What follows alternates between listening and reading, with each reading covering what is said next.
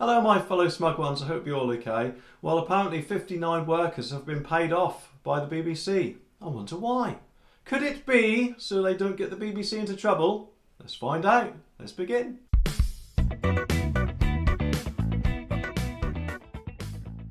Okay, this story's from The Sun and it says BBC bosses forked out £2.3 million in 3.5 years to stop unhappy workers taking them to employment tribunals. £2.3 million, that's a lot of TV licences. I wonder how many. Alexa, what is 2.3 million divided by 157.5? 2.3 million divided by 157.5 is approximately 14,603.1746. Over 14,000 licences. You heard her yourself. That's bad, isn't it?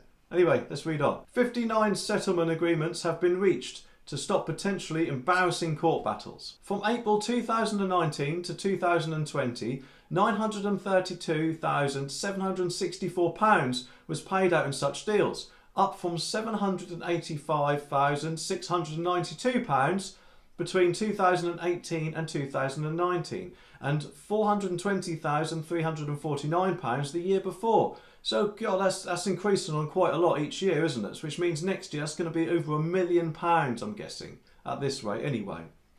Between April 2020 and September, another £221,178 was paid out, a Freedom of Information request revealed. See, all this is because the BBC aren't obviously treating their staff properly. If they treated their staff properly, then they wouldn't have to be paying them out, or would they? They wouldn't have to worry about the staff taking them to tribunals. The BBC also faces a multi-million-pound bill over pay to female staff. A source said it's a serious management issue. Well, yeah, female staff should be paid the same as male staff. There shouldn't be like one paid more than the other. If you're doing the job, you should be paid the same rate no matter what sex you are. In 2020, producer Natalie Morton, 44, what's saying she's 44? Is it because the Sun is slowly transitioning into Tinder? Anyway, she settled a claim for $40,000 and payment of her legal fees likely to run into thousands. So even if her legal fees run into 10,000, let's just say 10,000, that's £50,000, and that money could be spent instead on research or to create decent programmes. Let's face it, the BBC needs all the help they can get with that, don't they? But no, instead they're paying it out to employees who they didn't treat right. She alleged she was bullied into a dangerous assignment during which she was almost killed in Syria. Let me guess, I wonder what it was. I'm probably thinking, if you don't do it, you'll be fired. That's the only way I can think you'd be bullied into doing something.